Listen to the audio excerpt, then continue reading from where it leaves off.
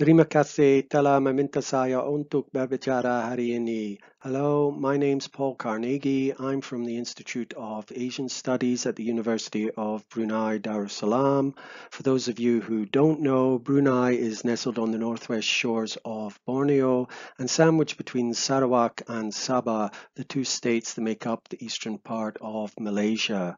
Today, I want to talk about militant extremism in Indonesia, and to do so, I will try and situate the issues currently exercising us in some sort of context and see if we can identify any underlying patterns associated with the reproduction of extremism in discourse and practice, and then move on to consider what lessons we can draw from previous responses to militant extremism in Indonesia.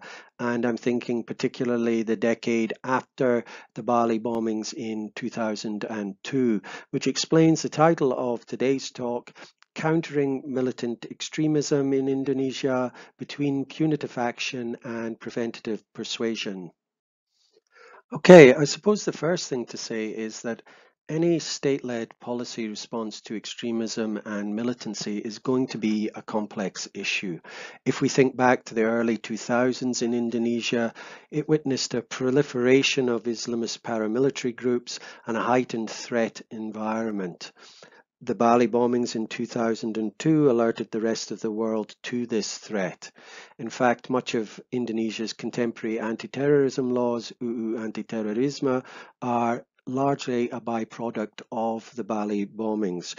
There was Perpu number 1 and number 2 in 2002, and in April 2003, new anti-terrorism legislation, law number 15, was introduced with a set of measures designed to combat terrorist threats.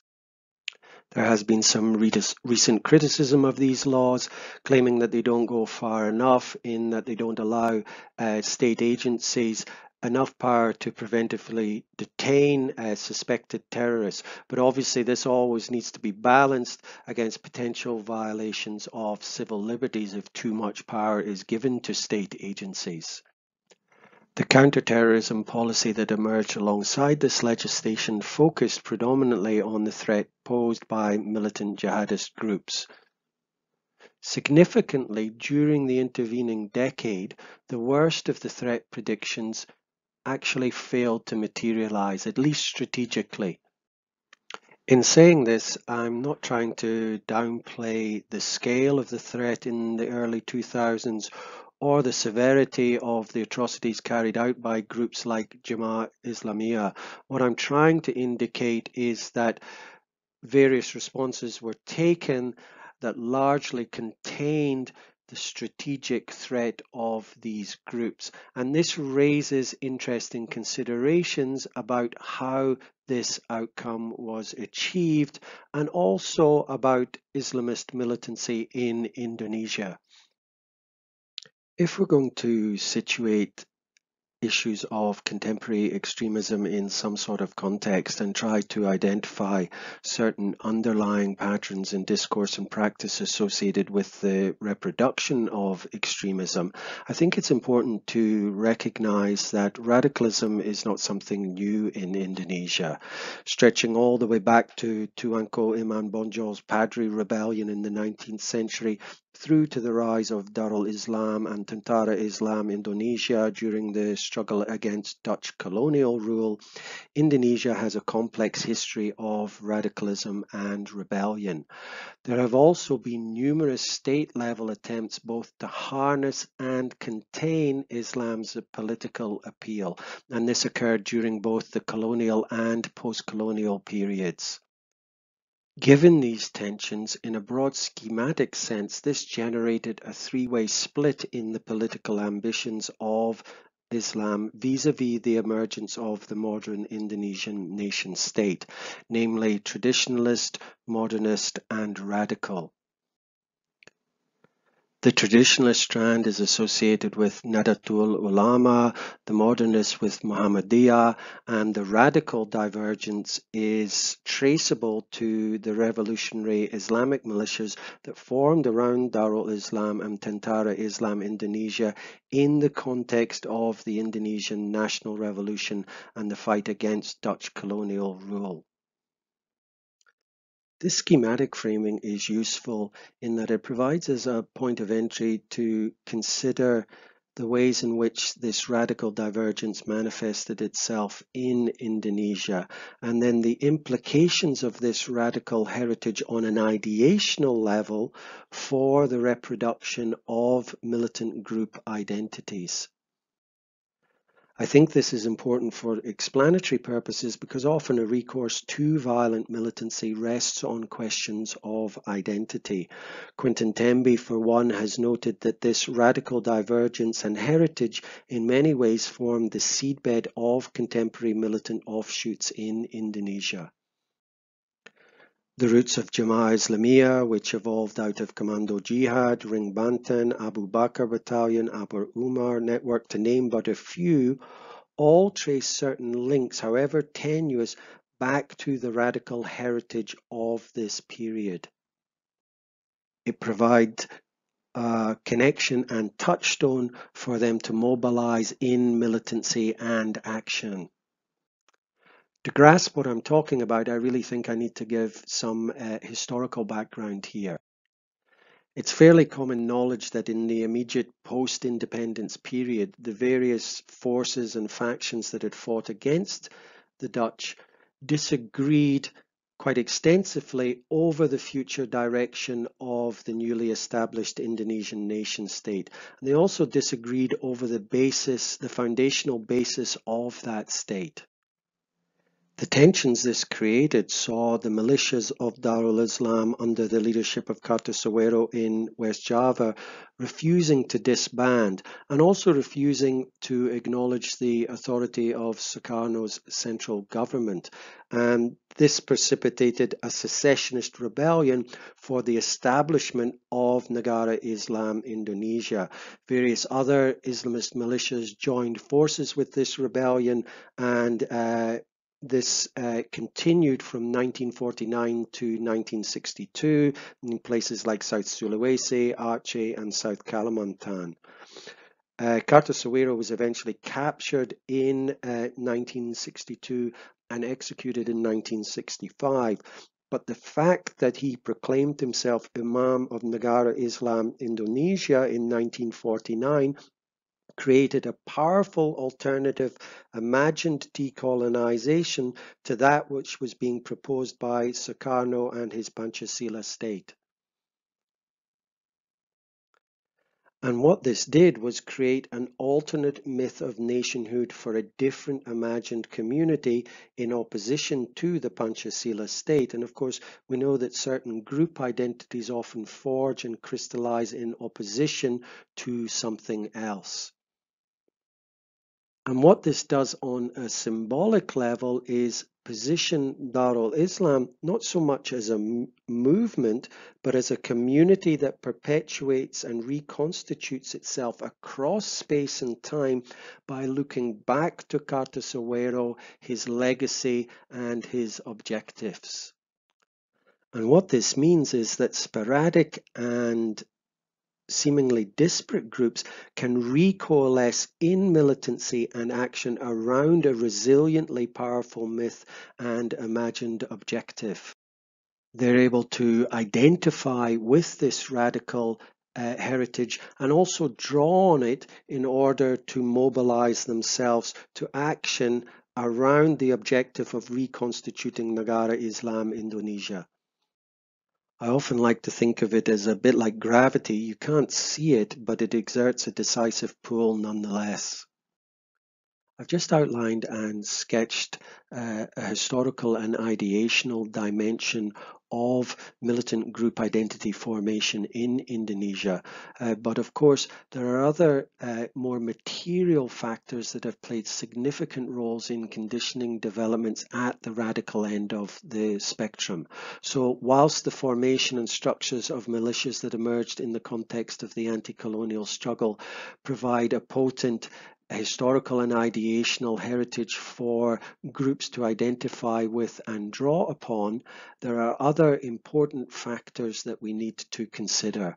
One of those is the international context in the 1970s and 80s and the rising influence of Saudi Arabian and Gulf petrodollars that play a significant role in strengthening ties through substantial aid and support for various Muslim groups in Indonesia. So alongside scholarship for Dakwah activities promoting Wahhabist teaching, what this largesse does is help nurture and underpin the growth of a neo-fundamentalist Salafi movement, both indirectly and directly in Indonesia. The role of prominent Hadrami is also significant here in the dissemination of radical teachings, one of the most notable examples being Abdullah Sonkar, who along with Abu Bakar Bashir established Pesantren Al-Mukmin in Nuruki in Central Java in 1972. Of course, the vast majority of pesantren across Indonesia are actually a bulwark against radicalism, but Pesantren Al-Mukmin occupies a special position in the proliferation of militancy in Indonesia. Many aspiring local militants and jihadists have certain links back to this pesantren. It is well documented that Hambali, Algozi, Ali Imran, Amrozi, Ali Gufron, Johnny Hedrowan, and Dolmatan all had connections to Pesantren Al-Mukmin, aka Pondok Nuruki. Another significant mobilizing factor for militancy in Indonesia is the impetus provided by returnees from Afghanistan. This coterie of returnees who had fought with the Mujahideen in Afghanistan in the late 1980s would go on to provide influential tutelage and training to aspiring local militants and jihadists. For instance, Al-Ghozi and Nasir Abbas trained alongside Moro Islamic Liberation Front members from the Philippines at the Afghanistan Mujahideen Military Academy at Camp Sada. One of the commanders there was one Abu Sayyaf. On their return, this link between Al-Ghozi, Abbas and Abu Sayyaf would have substantial implications for the emergence of militancy in Indonesia, because many would-be Indonesian militants ended up training in Mindanao via the Abu Sayyaf network and the training camps that were established there. This pattern should have some worrying resonance with recent returnees from Syria, who not only bring themselves back, but the tactics and ideas that they've picked up while they were there. Having set out some of the key developments underlying the reproduction of contemporary Islamist militant group identities in Indonesia, we can now further our discussion by considering the ways in which the events of the 2000s can inform our current predicaments.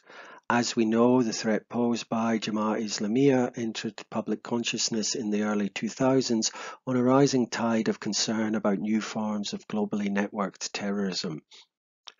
Groups like JI could feed into international terror discourses that allowed them to represent themselves as a regional franchise of Al-Qaeda with links across Southeast Asia. A somewhat similar pattern would repeat itself in 2014 when Abu Bakr Bashir's Jamaat Ansarat Tawhid pledged allegiance to al-Baghdadi and ISIS. It's worth noting that Bashir's sons disagreed with this decision and split off to form their own group, Jamaat Ansarusi Sharia. But getting back to JI and Al-Qaeda, JI was always much more than a mere propaganda vehicle for Al-Qaeda.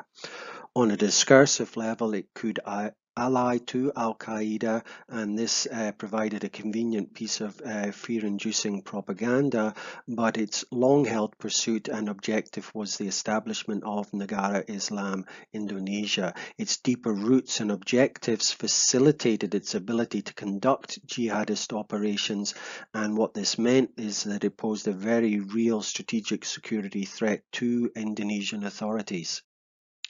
The Christmas Eve bombings in 2000 in Medan in northern Sumatra and on Batam Island, the 2000 bombings in Bali and Sulawesi, the 2003 Marriott Hotel bombing, the 2004 suicide bombings at the Australian Embassy in Jakarta, and the 2005 Bali restaurant bombings all bore a substantial JI stamp. And the Marriott and Ritz-Carlton bombings in Jakarta in 2009 were also linked to the work of a JI splinter group. In response to these terror attacks, a major goal of Indonesia's counterterrorism policy was to diminish and fragment this strategic threat. The success of this was closely aligned to the inroads made by the elite counterterrorism squad, Densus 88, which was established in 2003, and Densus 88 cut a swathe through JI's operational capacity. Over the next decade, it was responsible for the incarceration or death of many of JI's leading figures and other associated Islamist militants. However, operational diminishment, loss of key leadership, fragmentation, and ideological divisions did not mean the militant threat simply disappeared. The strength of groups like JI never wholly resided in a coherent organizational structure. Militant groupings in Indonesia are bound as much by kinship, marriage, schooling and training camps as they are by any sort of fixed organizational structure or hierarchy. And what this means is they can recoalesce, mutate or realign in new forms of militant action if fertile conditions exist for them to do so. And I think this is significant and important because although the scope and character of Indonesia's militant Islamist terrorscape has altered since the Bali bombings, there are the re-emergence of some very worrying trends. And this is evidenced by the ability of the new figurehead for ISIS in Indonesia, Aman Abdurrahman's ability to use ISIS-inspired jihadist discourses to incite fear and hatred and also to mobilize new forms of militant action. His ability to spread his extremist message, especially amongst disaffected and impressionable youth who fall into the jihadist orbit through multiple recruitment pathways, must give us pause for concern. And of course, his ability to do so, even behind prison walls, is even more worrying. We have witnessed attacks in Jakarta in 2016, and of course there was the 2018 bombings in Surabaya in East Java, and also the major standoff incident at Mako Brimob in Depok on the outskirts of Jakarta. These recent incidents point to a reanimation of radicalization and militancy. And we would do well to draw on lessons learned if we are to effectively counter this reanimation. As Indonesia's new threat environment continues to recalibrate with militant groupings fragmenting and also switching tactics to more localized attacks, lessons from the 2000s are in danger of being forgotten. One of those is that relying exclusively on punitive force and indefinite incarceration can blow back and become counterproductive in the long term. Given the network ties that bind members of the extremist community in Indonesia, an exclusive relying on tactical assaults, punishment and detention heightens the risk of perpetuating ghettoized subcultures of hate and alienation. Harsh treatment and indefinite incarceration alone can simply fuel frustrations, resentments, and anger amongst inmates and by extension their immediate and extended families. We have to try and achieve a level of proportionality. So while the coercive methods used to degrade a strategic terror threat are absolutely necessary, they must also be backed up by a smart program of disengagement and de-radicalization.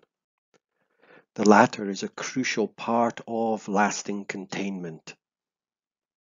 Efforts have to be made to break the chain of radicalization and militancy through persuasion and the offering of different alternatives.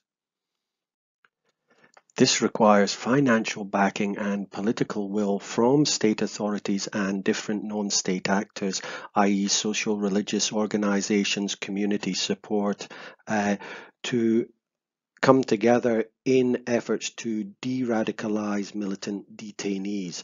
The real goal here is to offer these people some way back. If you can get them to recognize the destructive consequences of their actions, then there is a possibility of opening up a path to a credible alternative or second chance. And this allows an opportunity for them to rediscover a different Islamic meaning in their lives, one that does not include the destructive cycle of extreme thinking, mobilization, and violence. This is also linked to the idea of repentance or tobat, that when a militant repents, then society should also reciprocate by accepting that changed behavior. In the past in Indonesia, inmates have spoken out about their experiences as a warning to others and used their influence over other inmates to cooperate with authorities. The ex-JI commander Muhammad Nasir bin Abbas provided that service talking to Indonesian youth. Ex-JI member Ali Imran also renounced his past mistakes. He published a book and tapes and publicly advocated against terrorism. The National Counterterrorism Agency also has a crucial role in this respect in trying to ensure that an effective multi-institutional de-radicalization program is continuing to run and established in cooperation with religious groups, clerics, NGOs, universities and schools.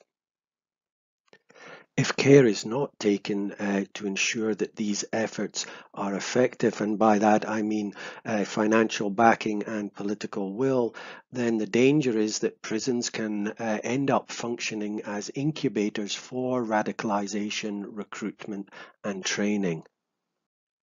A genuine willingness to tackle the grey area between inciting extremism and outright terrorist activity is also a pressing issue. And the reason I say this is that if the attitudes and conditions that incubate intolerance and extreme thinking are left unchecked, militancy can metastasize in different ways and spill over into new homegrown forms of violence and terror. If we are to counter extreme thinking and limit the conditions under which militancy can reproduce, then charting a course between strategic threat diminishment and preventative persuasion is crucially important. I think I will end there, and it just leaves me to say all the very best for conference, and I hope you have some stimulating and informative discussions. Terima kasih banyak.